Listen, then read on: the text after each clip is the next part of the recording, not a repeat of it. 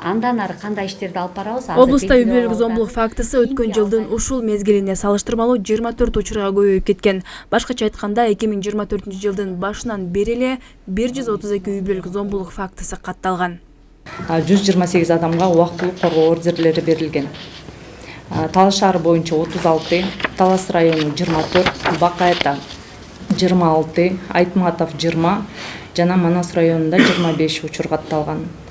Былтыркы жылга салыштырмалуу ошондо Бакайта районунда плюс 13 учурга, ошондой эле Манас районунда плюс 13 учурга өсүп атат да. Өкүнүчтүүсү жаш-өспүрүмдөргө карата зомбулук фактылары аныкталып келет. Жаш-өспүрүмдөр өз өмүрүнө кол салган учурлар да катталууда. Былтыр бир өспүрүм өз өмүрүнө кол салса, быйыл тилекке каршы 3 өспүрүм өз өмүрүн кыйган. Бүгүнкү күндө Талас областык иштер башкармалыгынын жаш жетелектеринин каттоосунда жалпы область боюнча 60тан ашык өспүрүм каттоодо турат. Алар менен жерлерде инспекторлор тыгыз байланышта иш алып барышууда. 2024 жылдын 6 айынын ичинде облус аймагында өз өмүрүнө кол салуу 3 учур катталган. Мен ушу учурдан пайдаланып жалпы областтын ата энелерден суранып кетет элем. Ушу балдарыңыздарды көзөмөлсүз кароосуз калтырбасаңыздар деп суранат элем. Ал арада үй бүлөлүк зомбулук фактысын алдын алууга багытталган жыйынга облустук прокуратура, ички иштер башкармалыгы жана жергиликтүү бийлик өкүлдөрү катышты. Жыйында үй бүлөсүнө зомбулук көрсөткөн жарандар менен тыгыз иш алып баруу зарылдыгы айтылды. Азыркы учурда зордук зомбулук бул өсүү жолуна кетип атат.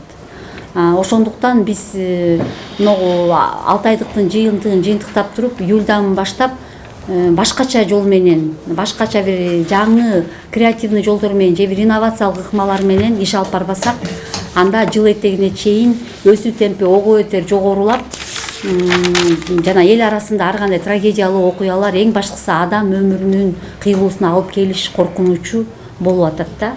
Үй бүлөлүк зомбулук фактыларын талдоодо бир адам бир нече жолу зомбулук жасаган учурлар кездешет. Бул көбөйүшүнүн себептеринин бирден бир себеби да. Мурун мисалы үчүн сотто 4 жолу, 5 жолу каралган учурлар бар да. Ичип келип эле үй бүлөсүнө жиндилик салып, айнегин талкалап коймой, уруп коймой, сөгүп коймой, көбүнчө жанакындай сиздер айткандай пробациялык көзөмөлгө чыккандар, үй бүлөсү жок адамдар, жалгыз бой жашаган адамдар ошол ата энеси менен жашайт көбүнчө эле.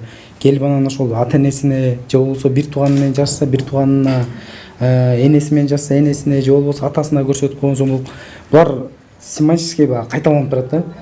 Анан кийин бул эми айтылбайт да, бир адам 4 жолу жасалды деп статистикага эч качан кирбейт ал. Бул 4 жолу үй бүлөлүк зомбулук деп кире берет. Эске салсак, облуста үй бүлөлүк зомбулукка кабылып, каттоодо турган жарандарга атайын адистер тарабынан оңдоп түзөө программалары ишке ашырылып келет. Айжамал Байырбек кызы, Бекжан Жумабек уулу, Зина Ахматова, Талас облусу.